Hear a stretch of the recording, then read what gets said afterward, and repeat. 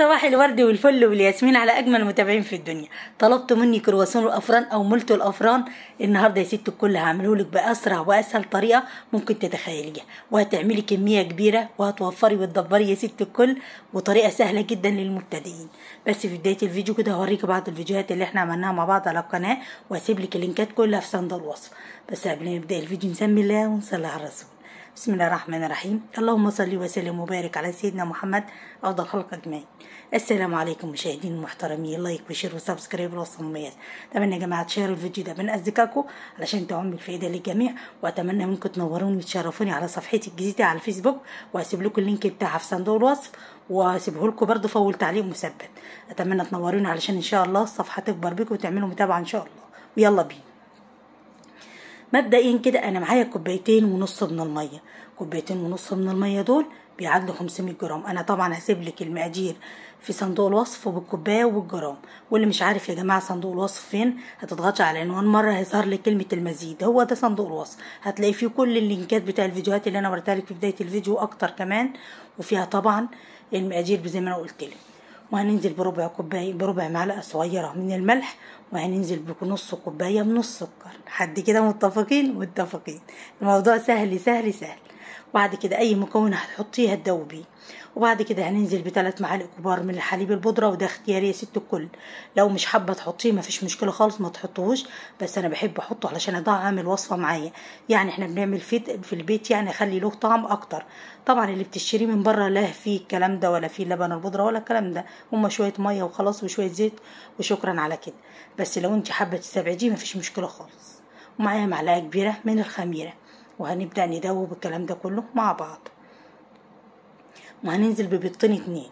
الناس يا جماعة اللي عندها حساسية من البيض أو مش بتحب ريحة البيض في المعجنات وما بتحبش البيض في المعجنات، ممكن تستبدليها تعوضيها بنص كوباية من الحليب أو المية، علشان دي طبعا سوائل، وهتطلع برضو النتيجة حلوة زي الفل. بس أنا بقولك بدايما أنا بعمله في البيت، بحب أدعمه وأديله الغذاء الكامل بتاعه. لكن طبعا البيض يا جماعة بيعتبر محسن طبيعي، بيحسن العجينة جدا وبيخليها هشة بزيادة. وبعد كده هننزل نعمل المحسن الطبيعي اللي احنا بنعمله في كل المعجنات. معايا معلقه كبيره من عصير الليمون، هننزل عليها بمعلقه صغيره من البيكنج باودر، وهنبدا نقلب الكلام ده كله وننزل بيه. موضوع سهل اهو، مفيش اسهل من كده خالص. وبعد كده معايا كيلو من الدقيق، هنصبه على الكلام ده على السوائل دي كلها، وهنعجنه 5 دقايق. لو حضرتك يا ست الكل هتعجني على ايدك يبقى هنتعبك وتعجني 10 دقايق. المعجنات كل ما تعجنيها اكتر تاخدي نتيجه احسن واحسن. انا بقى بقول لك يا ست الكل، لو وصلت المقطع ده يا ريت تحطي لايك، ولو ما اشتركتيش هكون سعيده جدا باشتراكك، وهكون اسعد لو بعتي لي اي كومنت كده يخطر على بالك. يعني ورده جميله زيك او وجه مبتسم، يعني هيسعدني كتير كتير كتير. وحابه اشكركم والله، مش عارفه اعمل لكم ايه على الكومنتات والدعوات الحلوه اللي فعلا والله بتفرحني قوي قوي قوي فوق ما تتخيلوا. وما تجيش فعلا الا من اجمل اخوات في الدنيا. ربنا يا رب ده يكون نعمه في حياتي، فعلا اجمل اخوات ومفيش كلام بعد كده. ونرجع للفيديو بتاعنا.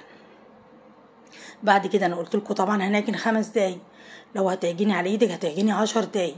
حد يقول لي ممكن اعجن بالحليب، هقول لك ممكن. المعجنات دي يا جماعه لو عندك حليب قاطع برضو تنفع، حليب رايب تنفع، زبادي تنفع، اي حاجه تنفع. ميه ومن غير حليب بودره خالص برضو تنفع، من غير بيض هتنفع معاكي. ما تقوليش لا لا مش هعمل والكلام ده، لا هتنفع معاكي. وبعد كده هغطيها واسيبها بس 10 دقايق، وارجع لها بعد 10 دقايق. هننزل عليها بربع كوبايه من الزيت بتعادل 50 جرام. انا حبيت النهارده احط زيت علشان تبقى اقتصاديه، مرضتش احط زبده. ممكن تستبدلي الزيت دول ب50 جرام من الزبده او 100 جرام حتى من الزبده لو عايزاها ايه تطعميها احسن واحسن، وبرضه هتاخد نتيجه جميله جدا. انا بصراحه بحب اقول بدايل كتير عشان اللي عندك اشتغلي بيه. وبعد كده هغطيها واسيبها بس ربع ساعه. وبعد ربع ساعة برجع واقعد اردد فيها كده لمدة دقيقة. الترديد يا جماعة بيفعل مادة الجلوتين اللي موجودة في الدقيق، علشان ده هو اللي بيعمل الهشاشة والطراوة والخفية بتاع المخبوزات. وبعد كده برضو بعد ما رددها كده هسيبها بس ربع ساعة، وارجع بقى ايه هقسم العجينة لجزئين 2. مفيش اسهل من كده، يعني سهل جدا يا جماعة. هنركن جزء على جنب، وبعد كده نبدأ نعمل الجزء الاولاني ونرجع نعمل ايه نشغل الجزء التاني. هنبدأ نفرده، يعني مش رقيق قوي ومش سميك قوي. طبعا انت هتشوفوا في سياق الفيديو الرقيه عامله ازاي، مش رقيق قوي ومش سميك قوي. وهندهن دهنه من الزيت. ممكن ترش دقيق، بس انا مش حابه ان انا ارش دقيق، الزيت بيبقى يكون احسن. في الوقت ده انا معايا صينيه جنبي دهنها بسيط جدا من دهنه من الزيت، وهنبدا نلف الكرواسون ونحط فيها. هنقطع طبعا انا قطعت العجينه لجزئين، الجزء الاولاني ده هقطعه على 12 واحده، والتاني برضو هعمله على 12 واحده، يعني الكيلو هيعمل لك 24 واحده. معايا معلقه بس من الزبده، بدهن سطح العجينه من فوق زي ما انت شايفه كده، او من الزيت. لو عندك زيت او زبده او سمنه تنفع اي حاجه. معلقه واحده بناخدها دهنه بسيطه كده. وبعد كده بقطعها بنفس الطريقه اللي انت شايفاها كده، هقطعها 12 قطعه. شوفي اسهل من كده مفيش اسهل، محدش يقول لي اسهل من كده حاجه. طبعا في متابعه بصراحه طلبته مني اكتر من مره، وانا يعني اتاخرت عليك يا ست الكل، معلش، بس في الاخر انا عملت. وبعد كده بقطع قطع صغير كده علشان تفرد الكرواسون معايا، ما تبقى مفروده، ما تبقاش مكوره ببعضها كده. وبعد كده هنبدا نبرمه وتلفه زي ما انت شايفه كده، متحاوليش تشدي قوي، شده بسيطه كده علشان ما يقطعش منك. شايفين ان انت بتحسي ان هي صغيره في الاول، لكن لما بتخمر بتنتفخ كده، بتبقى قلبوزه قوي. شايفين؟ طبعا بسيب فرق بين كل واحده وواحده. وبعد ما بشكله واحطه في الصينيه، هغطيه ببلاستيك واسيبه حوالي ساعه او ساعه ونص على حسب الجو عندي. لو في الصيف هتسيبيه ساعه، ساعه وربع، ساعه ونص. لكن لو في الشتاء يا جماعه ممكن يقعد ل3 ساعات، خلي بالك على حسب الجو، لان العجين اللي فيه بيض بيتاخر شويه في الخمر. خلي بالك من النقطه دي، حبيت انوه عليها. شايفين؟ طبعا انا عملت دي وهرجع بقى اعمل التانية عشان ما اطولش عليكم طبعا، وهسيبه يختمر وارجع لكم تاني بعد ما يختمر. بعد ما تخمر ده كان شكله، شايفين كلبظته عملت ازاي؟ على حسب ما انا قلت لكم كلبظ زي ما قلت لكم. في الوقت ده هسخن الفرن قبل ما ادخل الصاج ب10 دقايق على اعلى درجه حراره. الكرواسون ده علشان يفضل طري معاكي ويبقى طري يا ست الكل، اخبزيه على اعلى درجه حراره. مش مهم الشكل من فوق، اللون من فوق.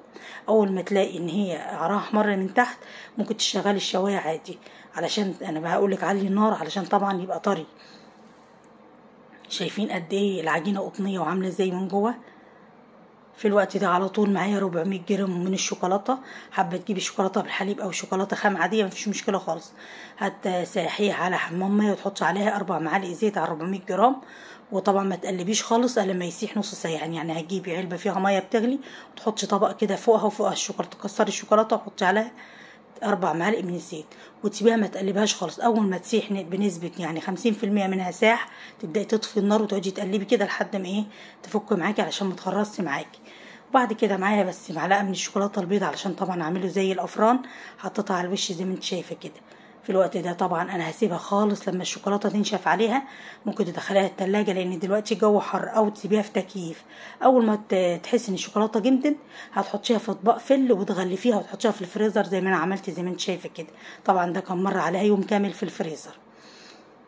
شايفين شكلها عامل ازاي؟ بس طبعا لازم تنشف، ما ينفعش تغلفيها كده علشان الشوكولاته طبعا ما تسحش وما تبوظش الدنيا. واسيبك في رعايه الله وامانه، انتظروني ان شاء الله في فيديو جديد، والى اللقاء، والسلام عليكم ورحمه الله وبركاته.